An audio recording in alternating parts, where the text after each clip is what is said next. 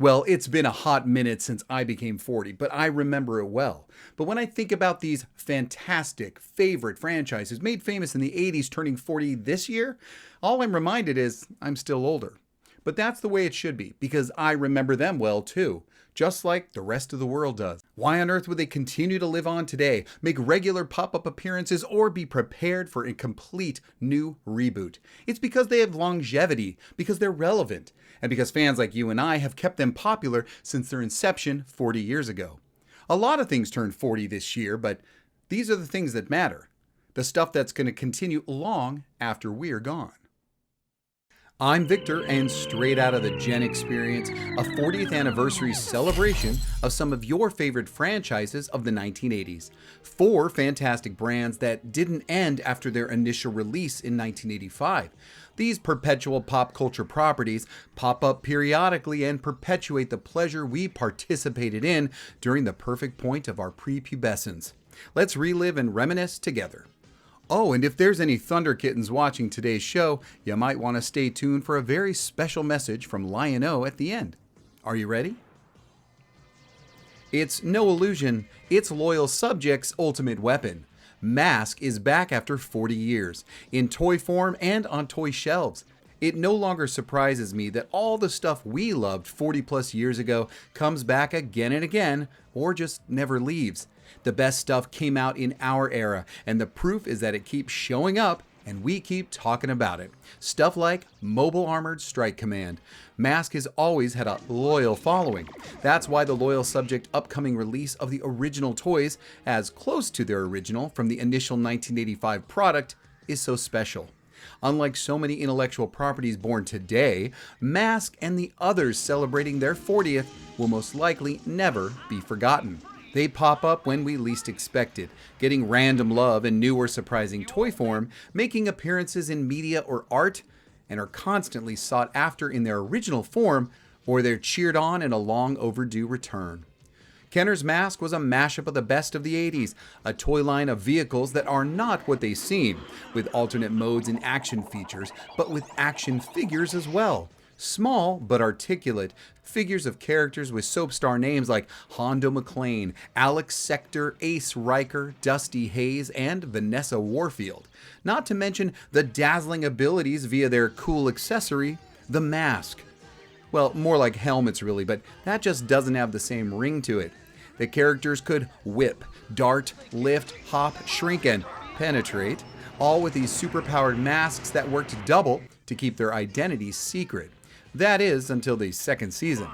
The racing season where M.A.S.K was pitted against Venom in organized auto races around the world, and keeping their identities secret seemed about as important as keeping poor Gloria Baker on the roster of agents, past a cameo in the first episode.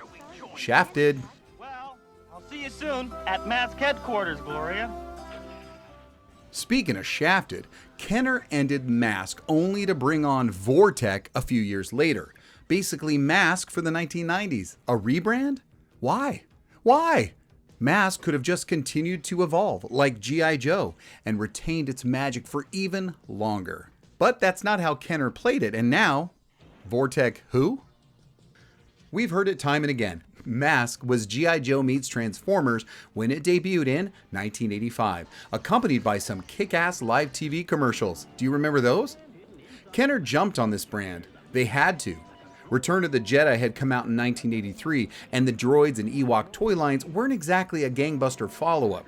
Their Boys Toys division needed a winner, and they got one when working closely with Deke Animation. Kenner designed vehicles that, unlike Transformers, were scaled to allow a character to pilot them. A pilot at under 3 inches, but still with knee articulation, each figure came with a tiny mask with a unique power. The power to inevitably get lost, or swallowed by a younger sibling. Deke was creating the storyline to market the property in the animated series, elevating the mythology of the M.A.S.K team and the Venom villains with backgrounds, world building, globe-trotting adventures, and relationship development. Not to mention a Haim Levy theme song that has been covered by several modern bands.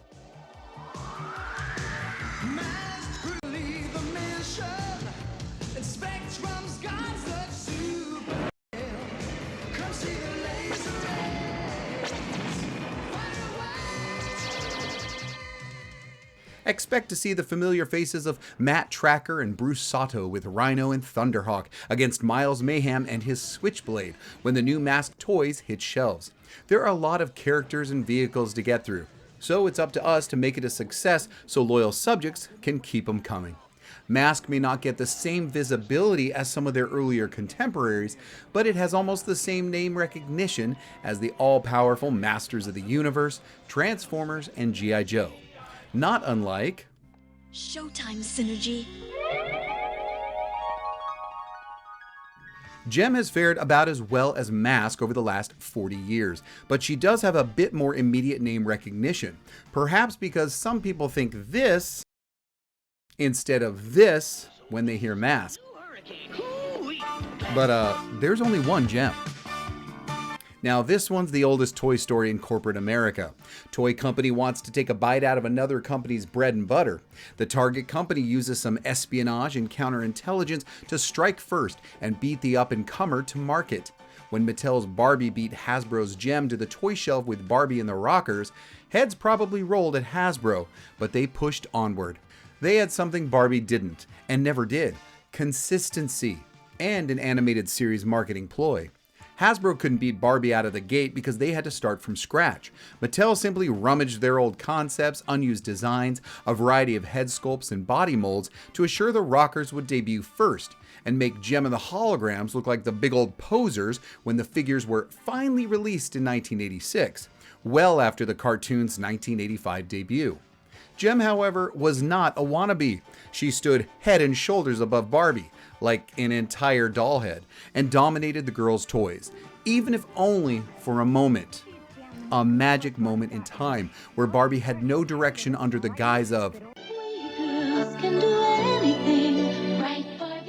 Jem was the MTV generation realized in 100% injected molded plastic. She knew exactly who she was, even if she was first called simply M. She didn't try to be anything more than what she was meant to be, and her animated series supported that with rock star energy and music video marketing during an era where girls and boys wanted more of that, but it was a niche sorely lacking. She was also kind of like a superhero. I remember how it all began. A girl's parents die, girl fights for ownership of her record label from father's evil business partner, discovers father's final gift, musical equipment, clothes, a roadster, and the supercomputer Synergy. Girl then uses holographic technology via mini satellite earrings, and Jerrica Benton becomes the mysterious Jem, lead singer of the Holograms, wins the Battle of the Bands, and her record label Starlight Music rises to fame, continues to fight off bad punk rock hired help and the rival band the Misfits. No, not them, these guys. And ensures the continued operation of Starlight House, her home for foster girls she runs with her sisters. This was some serious shit. Don't let the glitz, glamour, fashion, or fame fool ya. This show had edge of your seat action and cliffhanging adventure that gave you full matinee serial vibes with the show's exciting narrative that brought in the boys, like me. Each episode included original and professionally recorded songs that were then compiled on tape to be included in every single Jem toy purchase. The music videos in the cartoon also set them apart, and the playsets doubled as tape decks to have the band jam out when playing at home. Were they still fashion dolls? Yes. Was I the target audience? No. Did I have any? No. But not only did I enjoy tuning in, the killer artwork by Sharon Nettles on the packaging that sold the toys and the accessories was top-notch and worth a look from anybody. Gorgeous illustrations, bright realistic art promised what lay inside. Did it deliver? You decide. About the closest these dolls would come to beating Barbie in a beauty contest is Miss Congeniality. That is, except in 2012 when Integrity Toys created an incredibly hyper-detailed, exquisite collector fashion doll line through 2022. With each running approximately $160, they were undeniably beautiful, but not as easily accessible for a toy collector completist. Even with a familiar name and a relatively memorable catchphrase, Showtime Synergy. this franchise has had the least attention in the last 40 years, with only a couple of boring reaction figures, some standard pop pieces, a limited modern comic run, and some blink and you'll miss it Easter eggs within the shared Hasbro comic book universe.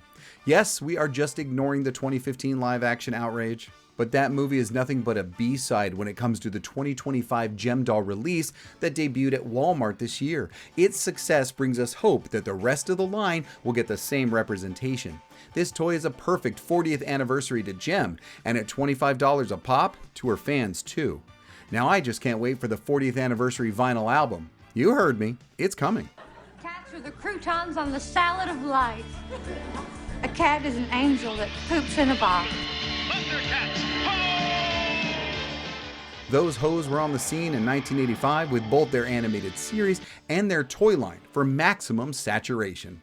Like all of these on the list and their older brethren, Thundercats were not limited to toys and cartoons, but leapt onto lunchboxes, t-shirts, patches, walkie-talkies, straws, clips, toothpaste, and other bathroom buddies. The cartoon didn't just sell the toys, it sold the brand. This intellectual property was hot the minute it debuted and remains popular today. Not just popular, but well known, remembered, even revered.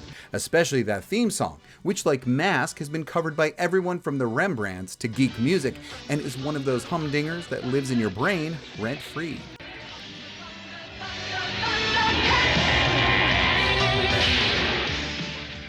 The Thundercats was an incredible collaboration between LJN and Japanese Pacific Animation Corporation.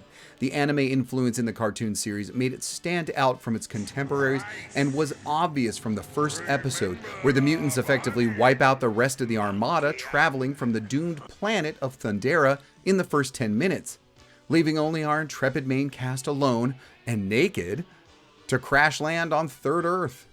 Not Middle Earth, Third Earth. Third Earth has been said to be called this as it is the third planet from our sun, but I like the mythology that it's not only the third rock from our mother star, but the planet's third birth. Like after a third world apocalyptic event, a catastrophe, if you will. But that's just the romantic in me. The action seems to take place on Earth after the third time it's been reborn from some extinction event. I mean, why else would there be remnants of Earth-like structure and both mutant beings as well as humanoids? The story arcs for Lion-O, Tigra, Chitara, and the rest of the kittens were much more defined than the likes of He-Man or G.I. Joe's standard fare, and the menace of Mum-Ra, especially the old decaying form, was actually pretty ghoulish. Although you have to admit he gave us pet owner goals with his cute little mamut. The show developed in ways other cartoons didn't, especially when adding the later Thundercats, Pumaira, Linkso, and Bengali, often forgotten. They upped the stakes in storytelling while advertising new action figures you could beg your mom for. I never thought the LJN figures were very good looking, and their packaging lacked any awesome original artwork of depth or world building like others. But the characters were loved and the cartoon has lived on, like most things that came out of the Gen experience. Am I right? Lucky for us, there were sporadic appearances of these characters in various merchandise over the years, and even a whole line of 21st century Thundercat action figures, first by Mattel and then by Super 7. These are my Thundercats of choice, and I have them at home on the shelf behind me. Now let's see a 2025 toy line do this. Hey folks, just wondering if you haven't clicked that subscribe, please do so and even click the alert. I won't be mad and it's free. Thank you so much for watching. You just can't keep a good Thundercat down. I mean, even Masters of the Universe welcomed them into their fold with new crossover action figures in their Origins line. Although, by the looks of them, I think another meeting about their design would have been beneficial. Ugh.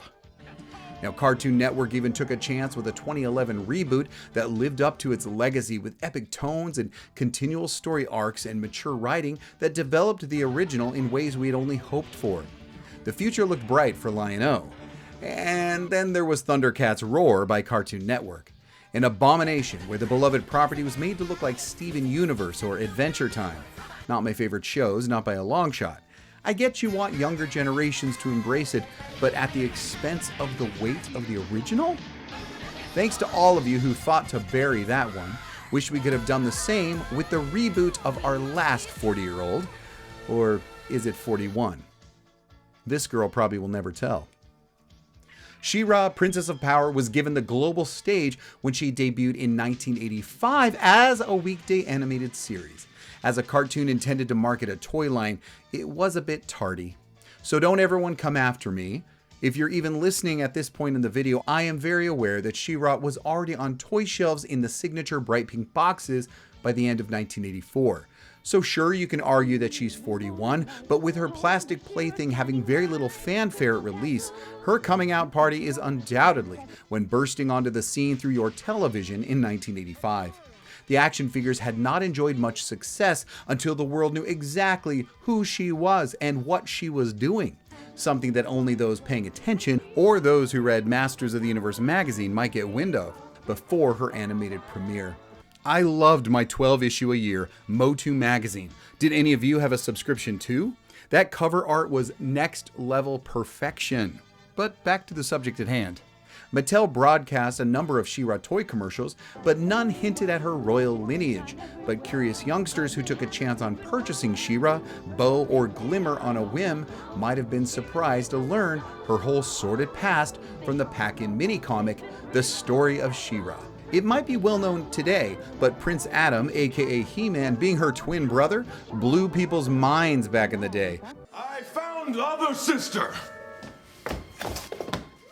The action dolls did nothing to allude to this important connection in package branding, design elements, or even clues mentioned on the original box art. Debuting on screen in 1985's full-length motion picture with that infectious theme song, The Secret of the Sword would become the first episodes of the new cartoon series. The She-Ra cartoon may have had little to do with the original premise of the toy line from its inception, but I was keen on the expansion of Hordak and the evil horde that Mattel shoved into the narrative. The improvements made to the original premise, where the biggest nemesis was Catra, a jealous beauty, made for more engaging stories. I like to imagine the original would have some great catfights though, a la Dynasty. Filmation not only filled in the gaps, but created a unique lore to She-Ra with an assist from her brother. Not to mention continued the tradition of lessons at the end of every episode with the mysterious Lookie character. Or Lookie. I feel like it should be Lookie. Well, my favorite episodes were the crossovers with He-Man and the Masters. Mattel was genius shoehorning some of the last-minute Motu action figures into the Princess of Power series once the original cartoon had ended. The connection between the two was brilliant marketing, but assured the duo's success for decades to come. Even after the 80s-style Cheese Fest, the He-Man and She-Ra Christmas special, the brand was unscathed. A guilty pleasure, that special helped to solidify the future of the franchise. Both He-Man and She-Ra are undoubtedly part of the pop culture zeitgeist and have lived on for decades past their original. True, He-Man has a little more success in a variety of different outings, but She-Ra's return was highly anticipated, if not hotly debated, and rightfully so.